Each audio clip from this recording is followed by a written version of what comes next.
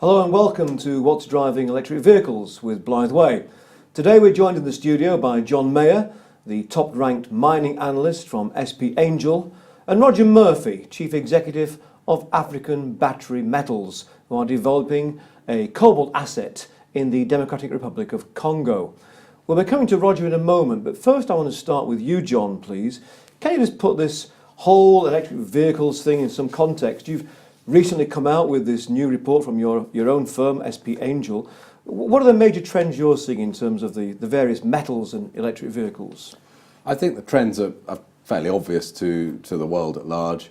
Yes, there is fast-growing demand for lithium, for cobalt, for all the commodities that are required for electric vehicles, and it will increases across a whole range. So, big demand for nickel in the batteries, copper in the wiring and the rotors and the motors and all of that, and some rare earths as well. If the more of those you put into a car, the better the performance you'll get from the vehicle that you're purchasing. So it is developing. It's still taking off. It's still a very small part of the total automotive fleet. But by 2030, maybe we get 30%. Well, you were saying it's a small part of the automotive fleet now, but I was reading that certain governments, our own included, have signed up this thing. Was it 30 at 30? What's all that about? Well, they're looking to encourage and stimulate our purchasing of electric vehicles.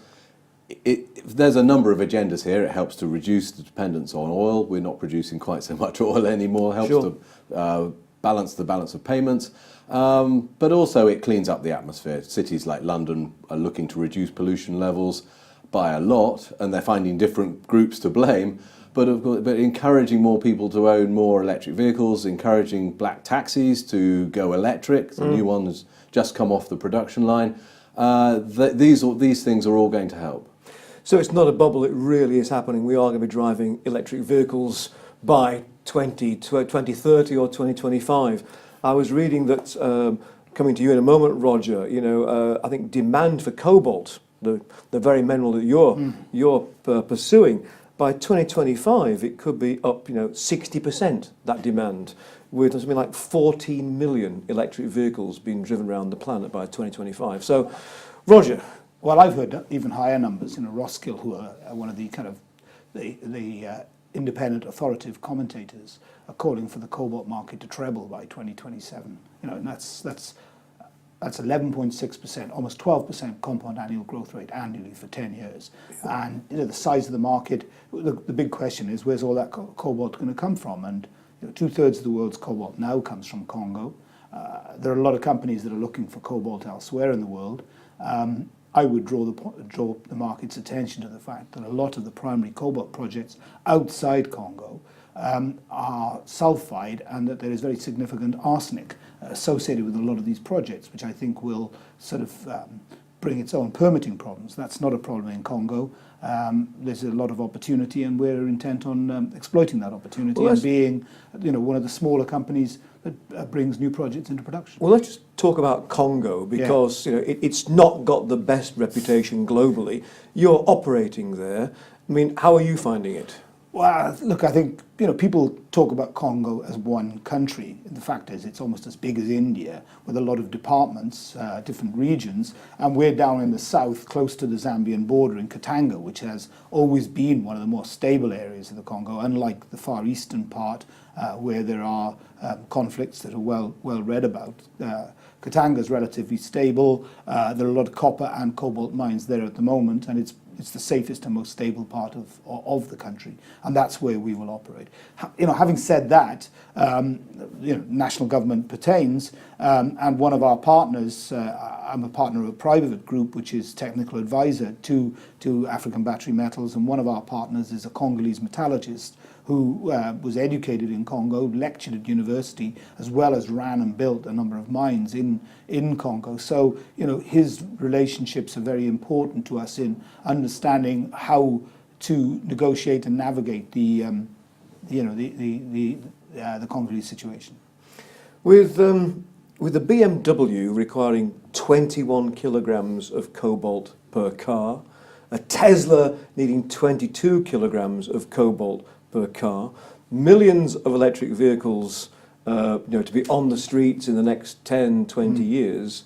Yeah, where are we going to find all this extra cobalt from? Well, as I say, in my view, it has to come from Congo. There is a significant half the world's resources in Congo of cobalt, and personally, I think that number is an underestimate. And what's important as well, I think, is that there's still large tonnage available and relatively shallow. Near our principal asset, there are 7 producing mines. Within 25 Ks, we're on the same geology, and I think there is a lot of exploration ongoing. Some of the larger companies are exploring. The Chinese are intent on, I think they buy something like 80% of the cobalt that comes out of Congo. And we've seen consolidation as well, as Chinese companies have bought smaller companies that have been in production. So I think it is to a significant extent about finding more projects in Congo. And we're seeing some interesting assets being presented to us as well. Now, Roger, your company, African Battery Metals, is traded on the AIM market. You've got a market capitalisation of around £4 million, Pounds, shares of about 0.06p of that order. Yeah.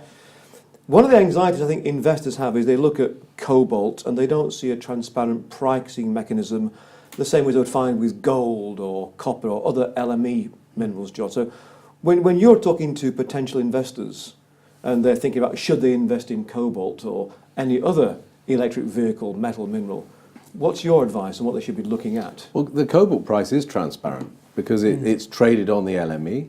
Okay, it's not they don't trade as much cobalt as they trade copper, but it is still a transparent process. There are some child labour issues which they have to address in the DRC, and the London Metal Exchange is saying we don't want to accept metal which hasn't been fully accredited. And I think that's good for companies like Rogers, Totally. which are looking to develop new cobalt supply. And at the end of the day, if you're going to develop new cobalt supply, the DRC is pretty much the only place you can go, because the rest of the cobalt that comes out of other parts of the world is byproduct production. It's always associated with some other metal. So somebody has to decide to build a mine that is producing something else, nickel or platinum group metals, and then a bit of cobalt comes out with that. So that supply chain is fairly inelastic. Whereas in the DRC, you can go in and you can find new cobalt properties, and actually not so difficult. So that's not so hard to do, because not many companies have been in there trying to do that in the past year. Yes, I think the cobalt price will be subject to some fairly wild swings over the next 10, 20 years. But broadly upwards, presumably. Probably, yes. I mean, I think those prices should be at fairly high levels going forwards, because the demand is going to be there to drive it. Sure. But I think Glencore's announcement that they're expanding production in cobalt in Congo is a good thing, because the last thing that I think any industry wants is sort of a price which is running away too high. And it's important to say that in Congo, the cobalt that everybody mines, and we hope in the future to mine ourselves, comes with copper as well. So there is a byproduct credit, and copper is, as John said, a significant battery metal in the future as well. So the copper helps offset the cost of exploration and cost of production of the cobalt as well. So that's and you mentioned there that you hope to produce. I know you're still at an early stage, but for listeners, what kind of timescale could you be looking at before you're getting cobalt out of the ground? Well, I would have thought that, because generally we're talking about open pit mines and relatively shallow mineralization, we're talking on a much shorter time scale. There are opportunities which we would like to grasp. If we find shallow cobalt copper mineralization, it may be prudent not to go through the whole traditional de-risking, delivering a resource, a feasibility study. That we think that there may be opportunities in the short to medium term, by which I mean probably within the next year or two, to become a small-scale producer and generate a bit of cash from something, without taking the cobalt all the way through to metal, but producing a concentrate which we may then on-sell. Having said that, we have part of our team of mining engineers and geologists, and crucially metallurgists, who've built process plants to treat copper cobalt and produce metal or somewhere an intermediate product. So I would hope a much shorter scale, you know, as I just said, a year or two, we may stand a chance of if we find the right asset, then we might accelerate and try to produce a shorter term. In our intro, John, you were mentioning rare earths, and I think there's a bit of a concern about some sort of resource nationalism and the Chinese buying up rare earths and other battery minerals around the world. I mean, having someone in the DRC which is tradable on the London market, do we find a lot of those companies, or are they quite few and far between? No, they're relatively few. So, I mean, African Battery Metals stands out as one of the few London-listed companies that is out there actually with licenses with Cobalt on them that investors can buy. I can't think of anything else that's really like that. So you could go and buy Glencore, much bigger group, but you're Sure. buying a lot of copper and coal and other commodities in there. And the Cobalt doesn't really move the needle on that one. To buy something that's more specifically Cobalt, not many no other options in the UK and not much more elsewhere around the world. And I think there are a number of companies in Canada and Australia and the US which are Cobalt juniors, and their focus is anything but Congo. Which is, as we've discussed, not where the resource is. So I think we are, in London, the only cobalt-focused company, but I think also globally we're one of the very few cobalt-focused companies in Congo, which is where the resource is. Roger, good luck with the project. Thank you. John, thank you for joining us. So that's it for this week from What's Driving Electric Vehicles with Blytheway. I've been Tim Blythe. Thank you for watching. Tune in, plug in, stay charged.